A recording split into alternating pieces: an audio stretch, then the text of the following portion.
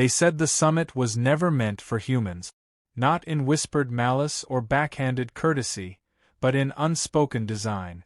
The moment Earth's delegation arrived, every gaze carried the quiet certainty that the Terrans wouldn't last a rotation.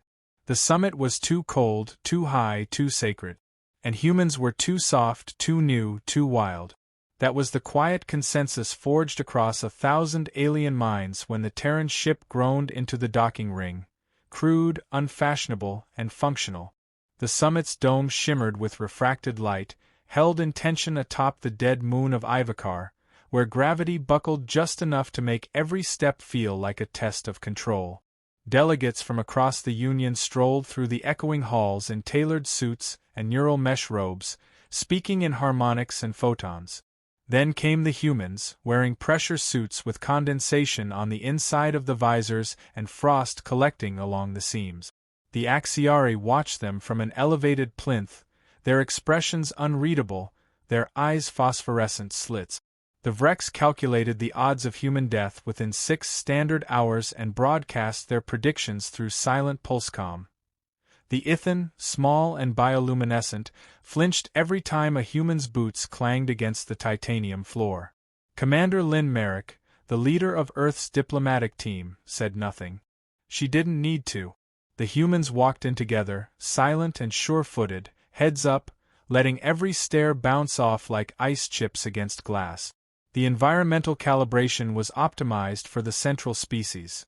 Pressure too low for Terran lungs, ambient temperature bordering on frostbite, and variable gravity oscillating by design. Nothing lethal, just enough to discourage the uninvited. Lynn didn't complain. Neither did any of the 8 other delegates in her squad. Their gear whined and adjusted. One coughed up blood discreetly into a cloth. Another cracked their knuckles like it was Tuesday. First impressions passed quickly into mock politeness. The Axiari High Speaker approached with the ceremonial greeting reserved for primitive species. Lynn accepted it with a slight bow, her expression unchanging. The translator device didn't capture the condescension in the tone, but humans didn't need it. They'd been on the receiving end of that tone for centuries. The summit began with ceremony, as always. Introductions, alignments, reassertion of galactic hierarchies. What passed for diplomacy here was more like a performance, a ritual of reaffirmed superiority. Species flaunted their innovations and ceremonial oaths. The humans presented a single data slate with a one-line submission: "We request parity, not patronage." It caused a minor uproar. Some called it arrogance, others called it cute. As the formalities dwindled, so began the real summit, the trials of consideration. Every new species had to endure it. A remnant of older times, now supposedly symbolic. In truth, it remained the most critical phase of integration.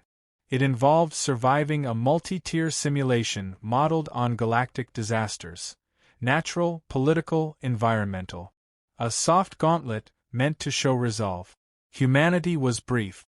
They knew the tests weren't fair.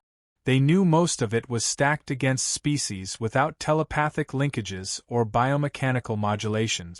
Still, they didn't object. They just signed the waiver, stepped forward, and walked into the cold. Phase 1 began within an Arctic simulation chamber, a recreation of the moon's peak before terraforming. The test was to last 12 standard hours. The Axiari lasted 10 minutes before returning to the biodome, citing diplomatic exemption. The Ithan bowed out after one of their members nearly crystallized mid-breath. The Vrex stood motionless for an hour before extracting due to inefficiency. Humans didn't flinch. Their body temperatures dropped, muscles stiffened, but they persisted. One soldier broke their ankle on a ridged ice formation. They used a fusion torch to melt the surrounding ice and set the bone in place. Communications went silent as Earth's team manually rerouted suit telemetry, stripped out biofeedback to preserve heat, and began climbing the ridge toward the control beacon, barehanded, carrying a teammate on their back. From the summit observatory, alien delegates watched in morbid fascination. One Ithan whispered, "Why aren't they stopping?" No one had an answer. Commander Merrick reached the beacon 3 minutes before the 12-hour cutoff. She activated the uplink with frostbitten fingers, broadcasting her team's vitals in encrypted pulses. All 9 humans were alive. Several were hypoxic. One had gone blind in the left eye. But they were upright. Phase 2 was discretion. A simulated diplomatic crisis in an artificial political web, where lies came easy and alliances shifted every few minutes. Most species employed neural decision trees and emotive filters. The humans played it differently. They read body language, manipulated expectations, and created confusion. In the first cycle, they framed the Axiari delegation in a trade violation. In the second, they sowed discord in the Vrex algorithms by feeding contradictory input. By the end of the simulation, Earth's team had amassed more influence points than any prior species on record. A Vrex adjudicator asked, "What model did you use for negotiation?" Merrick answered, "Instinct." It wasn't meant as provocation, but it hit like one. For many species, instinct was an evolutionary relic, something to be scrubbed away. But for humans, it remained a tool. Crude, unpredictable, effective. By now, murmurs spread across the summit. The humans weren't dying. They were adapting.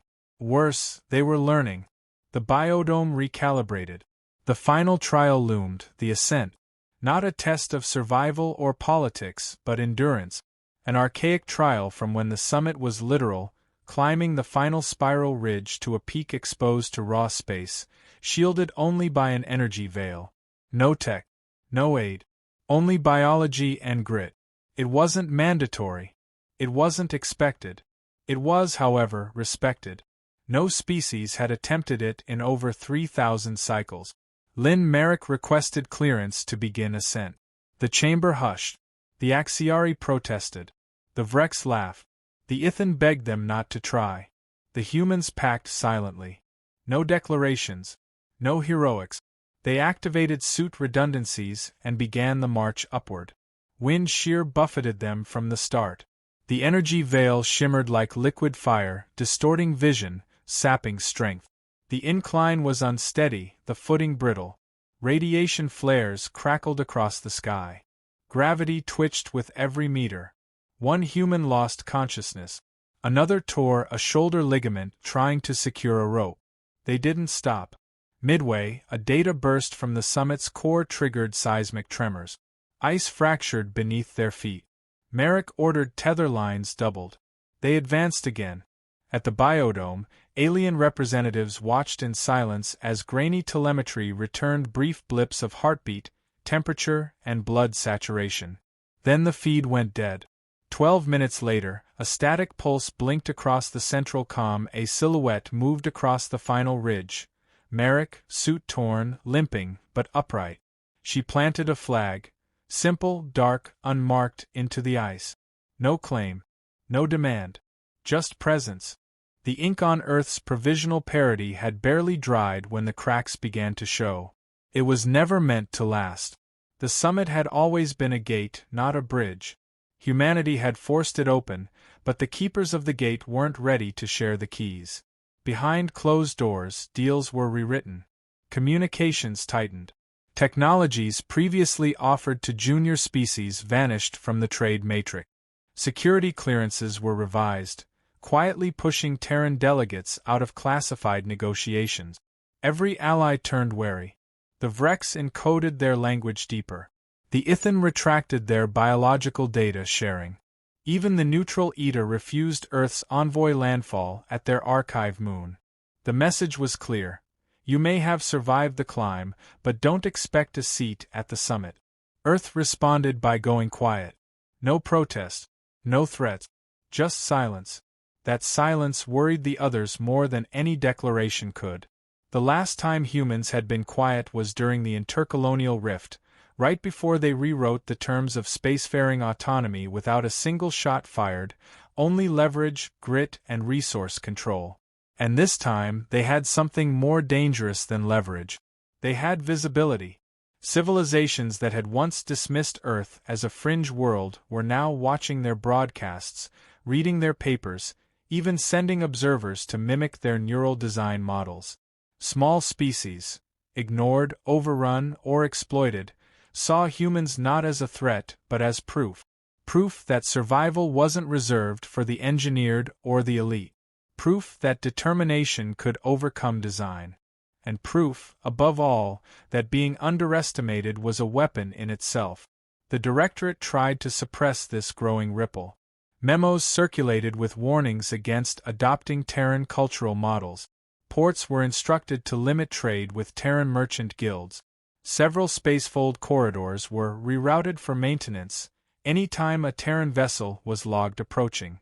Still, Earth ships arrived. Still, they found new paths. They set up consulates in orbit rather than landfall. They bartered directly with mining fleets, offering high-risk tech in exchange for raw materials. They didn't demand access. They simply made themselves indispensable. That's when the sabotage began. Quiet at first. Communication buoys stopped responding in human sectors. Cargo drones registered corrupted AI patterns mid-transit. Human diplomats reported migraines, blackouts, memory gap. Medical scans found nothing. Neural inhibitors were ruled out. But the humans weren't naive. They changed travel rotations. They shifted encryption protocols every hour. They stopped using shared mesh nodes. One by one, the incidents ceased, until one didn't. A Terran outpost on the frozen moon of Cadras lost atmospheric containment without warning. 14 died. No distress signal. No external signs of attack. Officially, it was a pressure seal failure. Unofficially, the data logs showed a patch applied minutes before the breach, using code only accessible to Summit administrators. Earth demanded an inquiry. The Directorate delayed, citing jurisdictional conflict. By the time they agreed, the site had been cleansed. Sterile. Empty. Lynn Merrick didn't speak to the Council. She spoke to the fringe. She broadcast a simple message. We will not retaliate. But we will not forget. The effect was immediate. On the Outer Rim, mining clans began using Terran relay stations exclusively. The Atari, long exploited for their crystal arrays, offered Earth a tech exchange under the table. Rebel groups from within core systems used Terran VPNs to avoid detection. Every attempt to isolate Earth only amplified its presence. The tighter the grip, the more slipped through. Axiari leadership issued a formal condemnation. Vrex factions offered to mediate peace. Ithan diplomats pleaded for calm. Humanity said nothing. They kept working, building, expanding, not in violence but in permanence. Then came the Deepwell Accord. Buried beneath a gas giant's polar storm, the Deepwell outpost was a miracle of engineering. A multi-species science station researching gravitational time distortion. Its data had implications for travel, defense, even theoretical immortality. Earth had no place in the project. They had not been invited. But their ships began appearing in orbit, offering relay support, plasma shield buffering, even geological modeling. Not interference, assistance. Initially they were ignored. Then tolerated. Then relied upon. When a core reactor surged and the internal failsafes failed, it was a Terran engineer who crossed the breach in a manual suit and rerouted the coolant line by hand. He died in the process, but he saved 47 non-human lives. One of them was a Vrex geneticist. Another, an Axiari lieutenant. His name was Commander Elias Rowe. Earth never broadcasted his story. But others did. The Ithan shared it through their neural poem network. The Rixai carved his name into their seed scroll. The Tavan held a moment of gravitational silence, a sacred rite reserved for the transcended. The Summit tried to pivot. New language entered the charter. Human inclusion was re-evaluated. But this time, Earth did not ask for parity. They didn't attend the vote. They were busy elsewhere, on a desolate planet named Havron 6. The planet was tectonically unstable, uninhabitable by most species. It was rich in exotic ore, but deadly to extract. The Summit had declared it a loss. Earth sent 5 ships and 2 terraforming crawlers. By the time the nearest patrol arrived, The humans had already established a vertical city. No orbital defenses. No claim beacon. Just infrastructure. When asked why they were there, Lynn Merrick replied, "Because you weren't." The Council accused Earth of overreach. Merrick replied, "You only call it overreach when we do it faster." That statement circulated across thousands of feed. Young species began requesting Terran mentorship. Outlier states proposed independent alliances with Earth. The Directorate pushed back, issuing embargoes. But Earth had long prepared. Their supply chains didn't rely on summit infrastructure. Their food production, energy cycles, and manufacturing were decentralized. The embargo hurt, but it didn't break.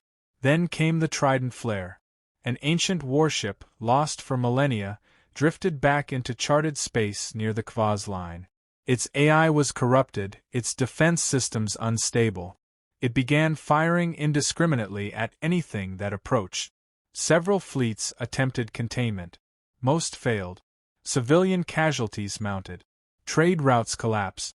The summit argued for weeks on how to respond. Earth didn't argue. They sent one ship. The UNS Absolution approached the warship directly. No weapons. No shields. Just a signal. The warship opened fire. The Absolution took 3 hits, lost propulsion, and went dark. Everyone assumed it was destroyed. 12 hours later, the warship powered down. Its weapons retracted. It drifted, quiet. Then the signal returned. Not from Earth, but from the warship. Its systems had been overwritten. Not disabled, rewritten. By human code. A lone Terran engineer had boarded the vessel mid-firefight, used an outdated analog port, and executed a full neural override using nothing but a jury-rigged processor and a biological memory core. The summit called it reckless. The galaxy called it courage. The message that triggered the shift wasn't broadcast to the galactic public. It wasn't encoded in a political missive or a diplomatic package. It came in the form of an evacuation request, simple, precise, and entirely unprecedented. A minor outpost on the edge of the void zone, previously unclaimed due to gravitational instability, sent a distress ping. It had been colonized quietly by Terrans experimenting with anti-torque stabilizers. The message contained no alarm, no plea. Just coordinates and a timer.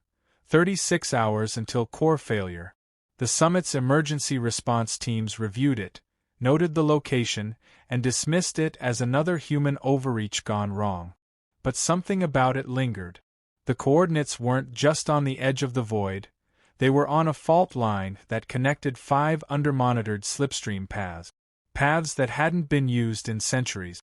Paths that could provide strategic advantage to whoever stabilized the region. When summit drones finally arrived, they expected debris or salvage.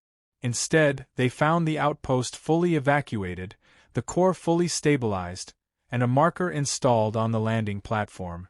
It bore no flag, no insignia. Just a line: "We are not here to prove ourselves. We are here to stay." That quiet certainty sent tremors through the Directorate. They had relied on the assumption that Earth's rise was reactionary, a result of survival instincts, temporary unity, and adrenaline-fueled adaptability. But this wasn't reactive. It was methodical. It was strategic.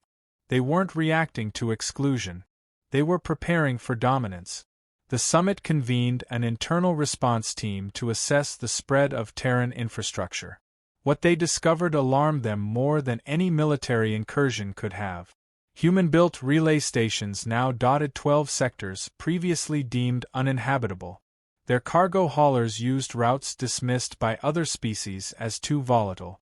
Their AI logistics systems had begun auto-balancing galactic supply chains, reducing congestion and travel time for everyone, without permission, yet to everyone's benefit. They were running the system better than its creators. At the same time, cultural infiltration reached an inflection point. Young Vrex engineers began citing human problem-solving framework. Tavan ritualists borrowed Terran metaphors in spiritual context. Even Axiari command cadets were being trained using simulations derived from Earth's war archives, not for the violence but for the pattern recognition. The Directorate labeled it contamination. The galaxy called it evolution. Earth didn't speak out against the backlash. They issued no statements. But Merrick and her council made a different kind of move. They sent invitations, not to the summit but to every non-member state and marginal species. An open forum, not hosted in orbit, not on a capital world, but deep beneath the surface of a planetoid called Niven's Scar. It was an architectural marvel, forged out of planetary caverns, powered by geothermal vents, completely self-sustaining. No guards. No hierarchy.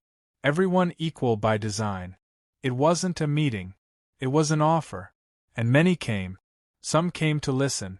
Some came to question. But most came because, for the first time in memory, someone had made space for them not as dependents, but as collaborators. The Directorate responded with protocol violations, sanctions, a renewed campaign labeling Terrans as disruptive, unpredictable, dangerous. But every condemnation only raised Earth's profile. The narrative had turned. The gatekeepers were now the ones behind the bars of irrelevance. Then, a catalyst. One no one saw coming. A solar bloom in the Zentari system, home to a summit-run experimental power station, erupted beyond projected scale. The blast radius threatened to engulf 6 habitable moons, each housing over 1 million lives. The summit response time was too slow. Systems choked under their own authorization layers. Deliberation paralyzed execution. Earth didn't ask. They deployed. Within 2 hours, 27 Terran vessels entered the system. They rerouted ion paths, deployed reflective satellites, and executed a slingshot energy drain using prototype tech previously rejected by the summit as reckless. They saved all 6 moons. When asked why they risked it, the lead Terran pilot replied, "Because we could." There was no defense against that simplicity. And yet, with every success, the threat to Earth grew more opaque. The summit could not fight them directly without losing legitimacy. So they escalated by proxy.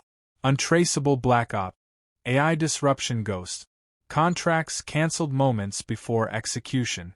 Entire systems of automated logistics targeted by invisible hand. But Earth adapted faster than they could attack. Every sabotage was met with a patch, an upgrade, or a new workaround. Human systems became stronger through failure, not weaker. Their engineers celebrated breach attempts. Each one was a chance to harden, refine, evolve. Then came the final play. An anonymous package, distributed across the net, seeded a virus. Not in Terran code, but in the minds of their allies. The message claimed Earth had a secret plan, to replace the summit entirely. To institute a singular rule, centered on Terran values, where the price of support was assimilation. For a brief moment it worked. Doubt spread. Old prejudices resurfaced. Trade paused. Channels went quiet. Lynn Merrick didn't respond through politics. She released a single document, the Earth Frame Accords, a list of every tech Earth had offered, every system they had improved, and the complete open-source architecture of their planetary governance models. Nothing was hidden. No trapdoors. No control failsafe. Just access. Every civilization that had ever worked with Earth was free to copy, change, or abandon anything they'd receive. No retaliation. No dependency clause. Within hours, over 60 fringe species voted to ratify permanent ties with Earth. The message was clear. Humanity didn't want control. They wanted inclusion. But they would not wait for permission to build it. And then the summit collapsed. Not with an explosion. Not with war. But with irrelevance. Delegates failed to arrive. Member states defaulted to regional agreement. Resource allocations diverted to Terran pipelines. The summit still existed on paper. But the galaxy had moved on. And Earth didn't claim victory. They didn't install a replacement council. They didn't rewrite the rules. They just kept building. Their ships were now standard in 5 different sectors. Their language was one of the 3 most common in technical archive. Their schooling models became the base framework for adaptive AI ethics training. Humanity had proven what no one expected, that you didn't need to dominate to define the future. You just needed to show what was possible, and keep showing up when others failed. On the edge of space, where black holes whispered and light itself bent away, a beacon was planted. Not to mark territory, not to declare ownership, but to remind. On it was etched, "They thought we wouldn't survive the summit. They were right." Beneath it, smaller text, "We did more."